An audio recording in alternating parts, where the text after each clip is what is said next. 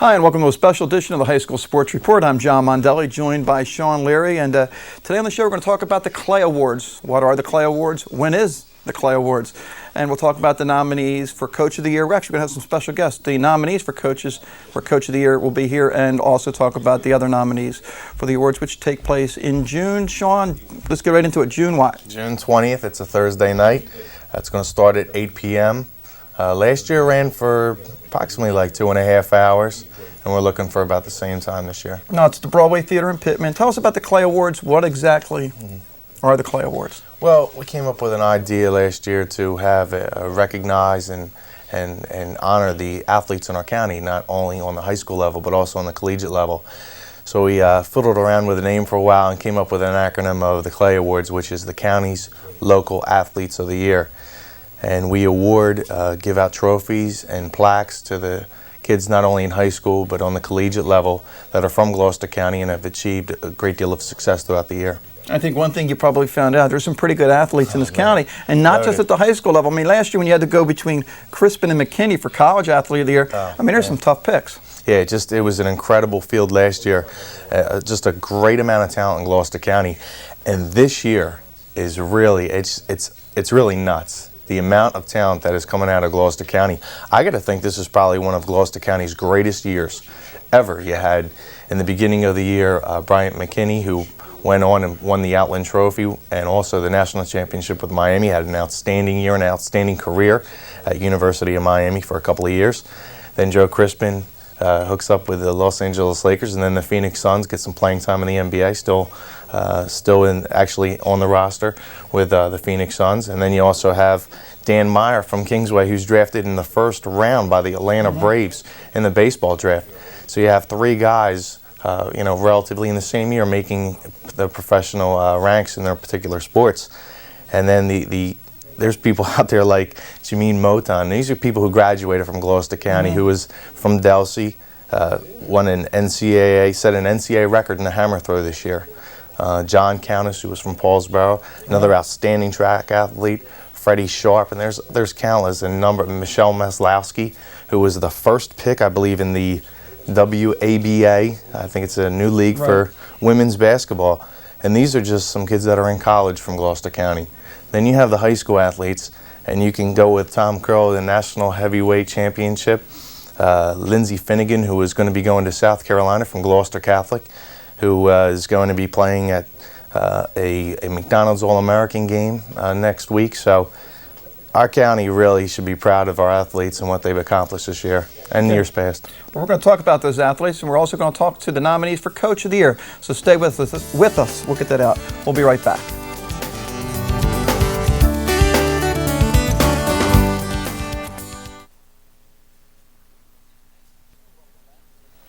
And welcome back. We're with our first nominee for Coach of the Year, and that's Tony Barchuk, the head football coach at Kingsway Regional High School, Group 2 champs. And congratulations, Tony, on a great season. Obviously, it's a few months past, but a great season for you guys, capped by that big win against Hamilton.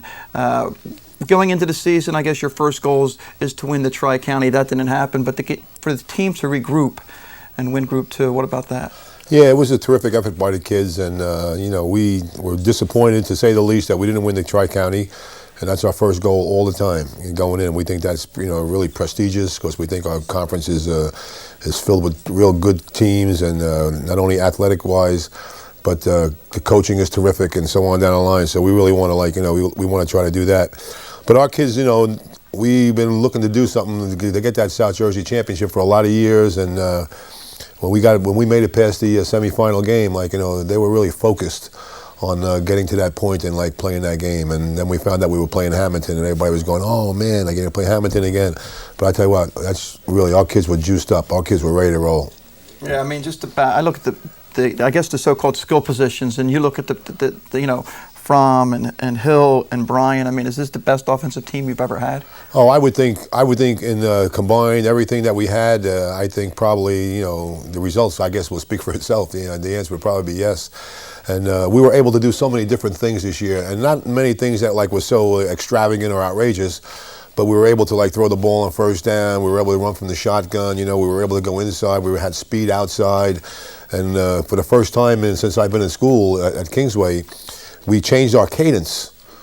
Our cadence was always just down go, and we thought that now, like, with the weapons that we had, we were able to take advantage of certain things, like during the course of the game. So we enabled, like, Eric Fromm to, like, audible on the line of scrimmage, and so we got a little bit more sophisticated than what we usually were, and it definitely helped us. But offensively, yeah, I thought that this year, balance-wise, and the players that we had, I mean, without a doubt, they were probably the best that we've ever had. Tony, when a lot of good coaches, what they do is sometimes they change from what they have in their repertoire. And Eric Fromm this year, you finally had a drop back quarterback. You used to having that option quarterback, quick quarterback that can get to the outside.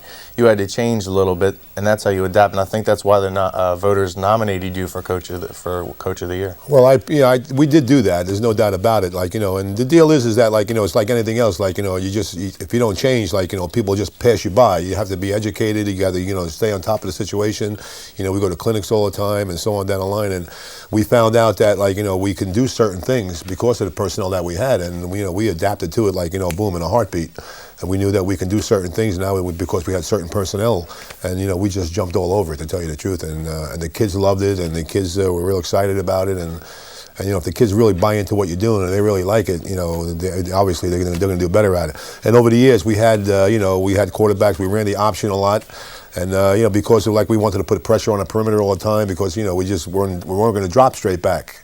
And but we saw this year that, like, we were able to do that, and so we went to that aspect of the game. One quick question before you go. Next year, Group 3. Talk about that. Yeah, well, I'm really, I like change. I really mean it. I really do like change, and I'm excited about it. Our kids are excited about it. We open up with Overbrook this coming year. We've never seen them before, of course, on the field. And Highlands in our conference, they're another Group 3 school. And, like, we're getting up there sort of with the big boys, you know what I mean? The Woodrow Wilsons, Ocean Cities, and all those schools. And, it's an opportunity for us. And from the coaching standpoint, I really enjoy it. I'm going to enjoy it. And our guys are all looking forward to it. I think it's a good thing. I really do. I think, I sort of think I'm one of those guys that think that maybe bigger is better. Okay, well, Tony, congratulations. Good luck. Thank you. Next week. Thank you. Congratulations. Okay. And I appreciate you guys just putting my, just considering me and the Dragons. We really, really appreciate it. You guys do a great job. Well, thank you very much. We'll be back with another nominee for Coach of the Year right after this timeout.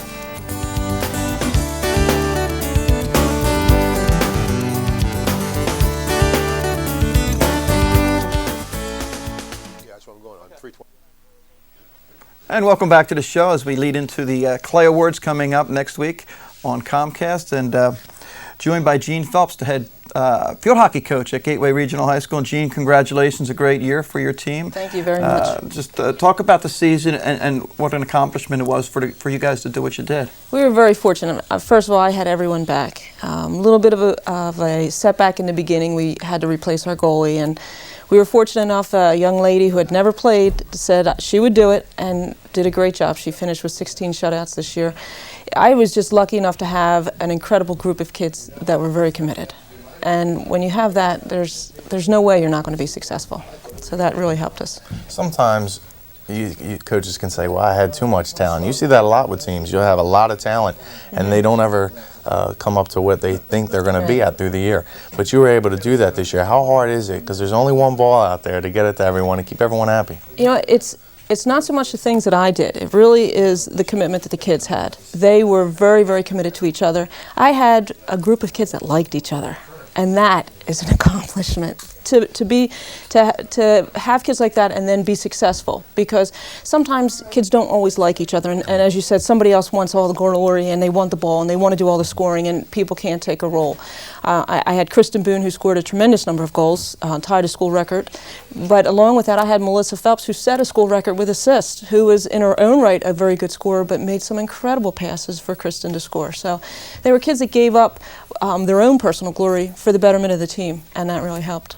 Now, it's always great to see when a coach goes out on top and has one of her best years or his best years. You're doing that. You're retiring as field hockey coach.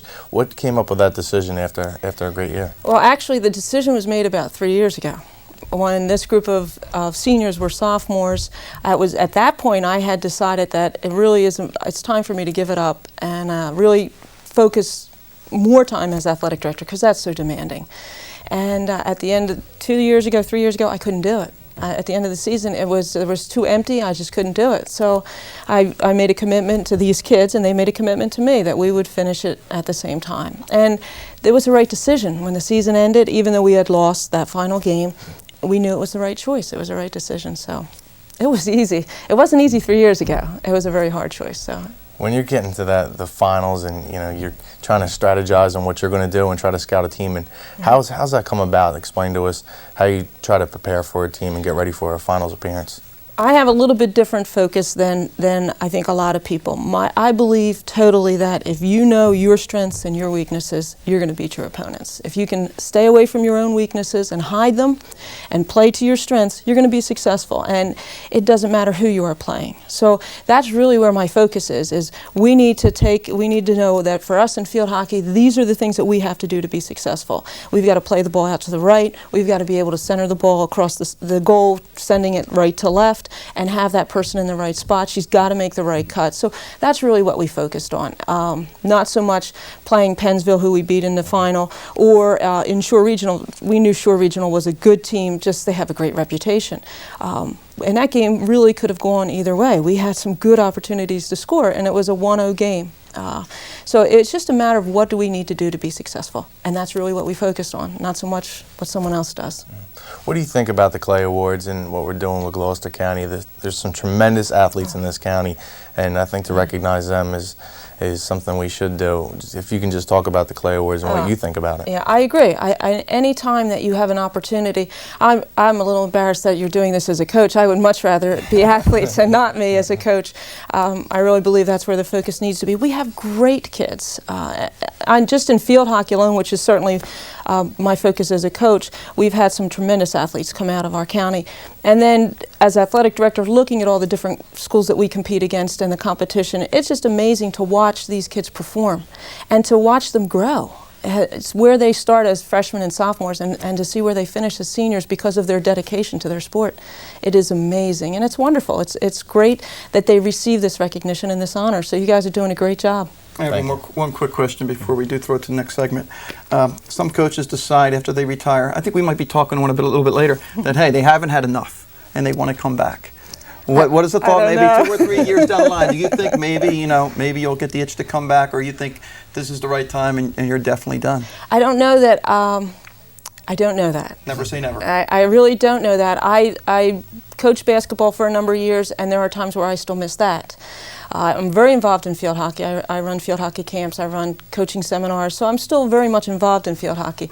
In a few years down the line, I very well may. When I retire, I may very well come back, retire completely from education and coach again, because it's a great sport and I love it. Well, I appreciate you coming down. Thank you very much and good luck. Thanks a lot. Thank you very much. Thank you. Thanks a lot, Sean. Okay, we'll take a break. We'll come back with our final nominee for Coach of the Year right after this timeout. Okay.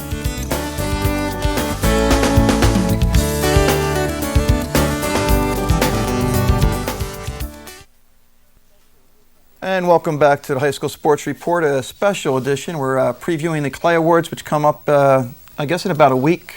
I'm with Sean Leary. Yeah, 2 weeks. Yeah, well, I just figure by the time this show runs, even though it's running, several times, I figure we'll, what's the date anyway? Really Sean Leary, you're the head of the Clay Awards. When's it running? It runs When's June it air? 20th. June 20th. And it's going to air on Comcast the night after, June 21st. Okay.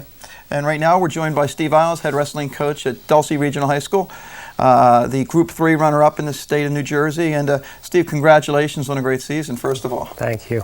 Talk about this wrestling team. I mean, South Jersey as a whole, it was just a terrific year for South Jersey in wrestling. I mean, first of all, they had the top 2 teams in the state of New Jersey. They did well in this individual state competition. I mean, you had a state champion. South Jersey came away with 9 champs. But talk about your team. I mean, just the balance you guys had this year and the way you grew as a team from the start of the year to the end. Yeah, after the first 8 matches and we were 4-4, I was going to have a talk with that athletic director about his scheduling, but since that was me. But actually, I prepared my guys for the fact that we had some very, very tough matches early. First dual meet back for me in 3 years. Washington Township lose by 2 and face Absegami, Paulsboro, and a 1-point loss to Jackson. So it was a little rough there at the beginning, going 4-4, and then from the rest of the way we saw steady improvement. The kids never really doubted themselves or what we were trying to accomplish. They bought into our philosophy and really looked at it as a training process, and I kept emphasizing to them it's the process as much as the outcome. And to get where we were and to finally get over the hump and win Tri-County for the first time in quite some time after being second like 9 times, and then the South Jersey title, and coming up just a couple points and a couple seconds short really in the state semifinals. It was extremely rewarding season. Now, there's a lot that goes into being a wrestling coach. I know a lot of people are thinking, oh, what do you do as a wrestling coach? The 2 guys go out on the mat and they face each other. But there's countless number of hours that you spend with them in the room, wrestling room, teaching them moves, making sure that they're there on their weight, staying on top of them at all times. Then during a match, there's so much strategy that goes into it, and I didn't realize that until I started covering a little bit of wrestling. I just figured 2 guys were on a mat and they're going to wrestle each other. But there's a tremendous amount of strategy thinking about who you want to wrestle who. Tell me about just all the strategy that goes into a meet. Yeah, we actually agonize sometimes over lineups and trying to anticipate what the other team may do, who they may weigh in where, trying to maximize your strengths and minimize those weaknesses. Knowing that just sometimes the coin toss will mean the difference in the matchups you're able to get or not get. I had a couple assistant coaches that just put in hours and hours for every match. And knowing our opponents and trying to see what would be best for us to put us in a position to be able to be successful. In the practice room, the training never ends, and technically I've been involved in the sport for 30-some years. Been from here to Russia, and still technically there's so much more to learn. It's kind of hard unless you're involved in the sport to realize how technical it is. So to me, it's been an obsession to a degree, which is one reason why maybe it's best that I'm not involved, just because it's so time consuming. But yet I still have a real passion for the sport. Wrestling has really become dominant in Gloucester County. Sometimes we have the 3 champions from this county. Why is Gloucester County so dominant in the sport? Well, when you have a program like Paulsboro, who's kind of set the standard in '82, when I came back as a head coach at Del C, that was the first team that I asked John Olberg to put on the schedule. They kind of set the standard, but I think there's a lot of other programs that have looked at that and saw what their feeder programs did and focused on those, and have just worked real hard to bring their level up to that level. So it feeds upon itself, and good competition, I think, helps to create stronger programs. So yeah, there's a lot of kids that involve themselves year-round and want to compete at that top level. So We there's have a lot about to be 30 proud seconds. of. I don't mean to cut you off, but I want to ask you just real quick, what went through your mind the final 20 seconds of Don Fish's state wrestling final? Wow, I could hardly focus at that point. Yeah, to see the match kind of get away from me after totally dominating that match in the season, really, for right up until the last 30 seconds or so. I still felt he could pull it out, and I know it was real questionable there at the end. But it was just an awesome, awesome experience, and I was really, really proud of the kid to go 35-0, second person in the history of Del C to do so. Well, Coach, congratulations on your nominee for Coach of the Year. This is your last year, you told us. So hopefully, you go out on a good note. And stay tuned. We'll be back with more as we preview the Clay Awards right here on Comcast Channel 43.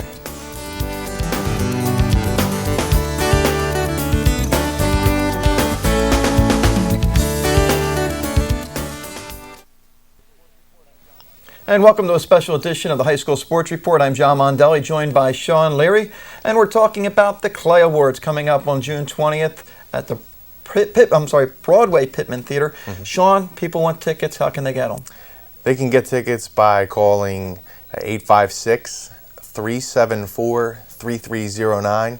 And also, if you can't memorize that number, and I don't know if we had it flashed on the screen, you can also look in the Gloucester County Times. We're going to be running that number and where you can get the tickets for the Clay Awards in the Gloucester County Times. Yeah. Well, we don't have to worry about the area code because this is only in the 856 area Yeah, I code. figure I'd throw it in there. A couple extra digits don't Yeah, hurt. that'll confuse our viewers, especially if they're. Oh, by the way, the nice set. This is my house, by the way.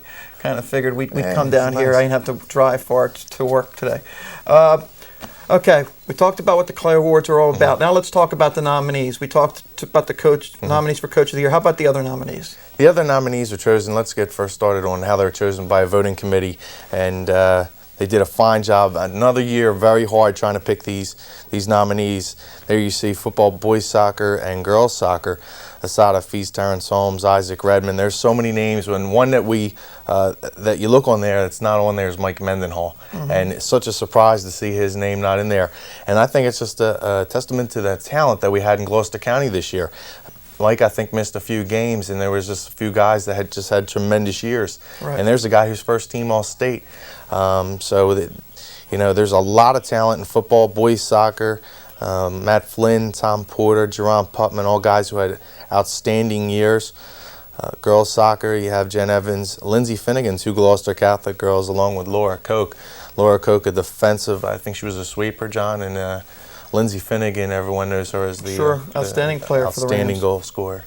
Also, Okay. she can play also defense too. Now, who came up with these? she's I guess really a group of, sports experts, media people, and things like media that? people. There's a group of them. I think there was exactly 8 voters that actually got this together and put names into a hat, and then all voted on who they thought would be the 3 nominees from Gloucester County: boys tennis, girls tennis, and field hockey. Mark Benninger from Washington Township, Chris Mazzone in the boys tennis, who follows right now behind Matt Coyne, who had an outstanding year last year, and also I believe he won the dominant in one sport, and we'll get to that later on. Girls tennis, what a year for girls tennis.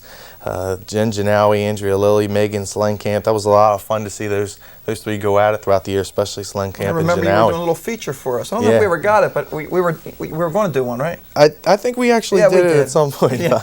And then, as we talked about with Coach Phelps, Kristen Boone, one of her outstanding players, along with Katie Jurgen and Megan McWayne from West Deptford. And there was a lot of other girls there that could have been nominated. I think there were 6 or 7 names that people were throwing around for field hockey. Wrestling, go to the winter sports: wrestling, boys soccer, and girls soccer.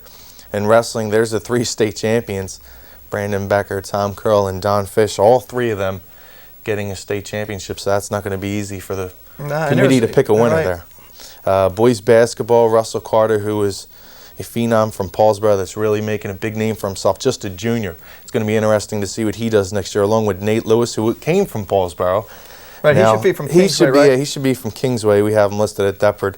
And he didn't transfer again. No, He's still it's okay. Yeah, sports, high school athletics now. You never know. You know. I think maybe he could have transferred yesterday, and you guys are up to date on that. Colin Sheen, I think this is his 2nd year being a nominee for boys basketball. Also having a great year. Girls basketball, 3 other great names. Sarah Beato, she was just a defensive machine.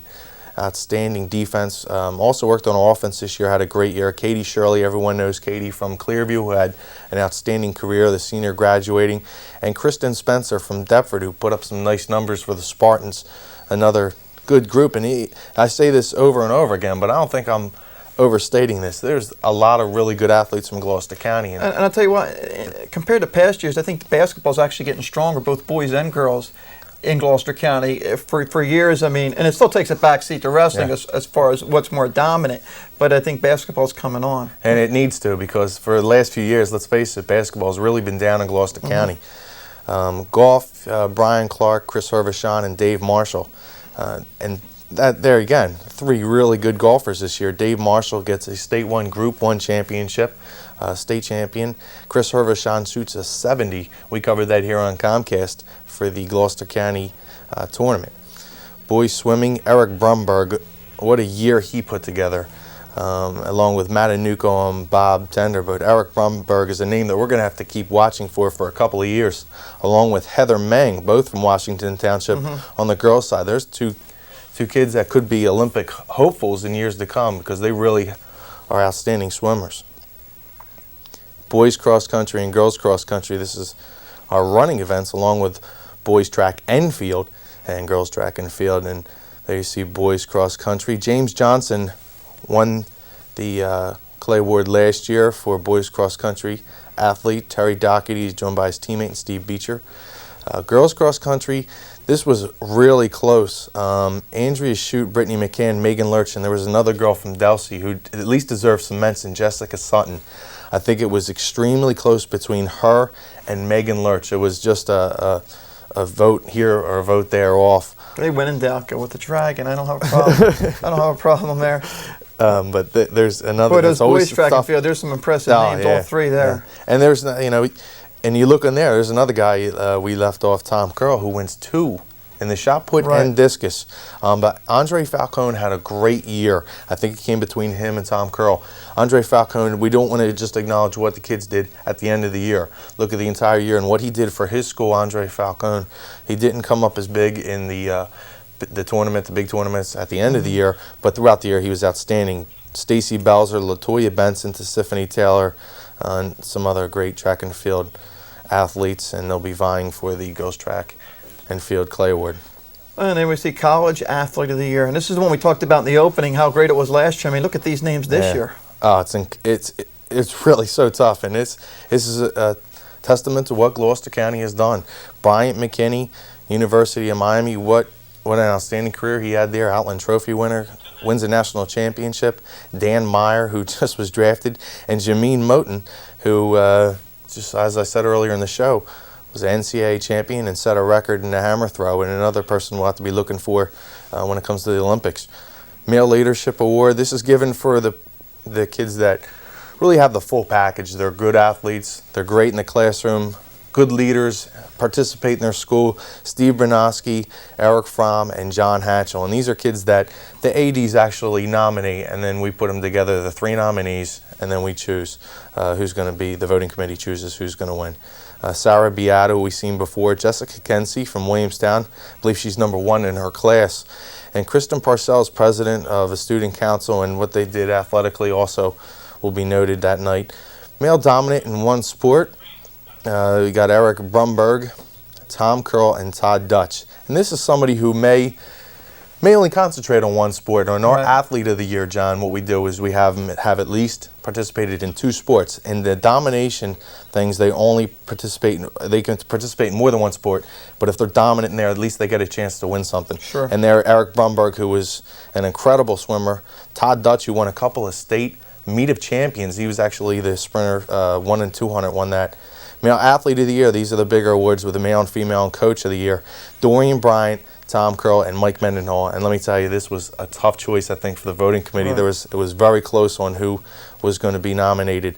Lindsay Finnegan, Sonny Quick, Katie Shirley, 3 names from the county who really just had great years. And again, we had our Coach of the Year candidates come and join us today: Tony Barchuk, Steve Alves, and Gene Phelps. And there's some other great years, names that are left off that list. Sean, it should be a great time. June 20th. I was there last year for the first one, and I tell you what, a heck of a job you did first year, and I'm sure it's only going to be better. Please get out there. As I said, check the Gloucester County Times out for ticket information.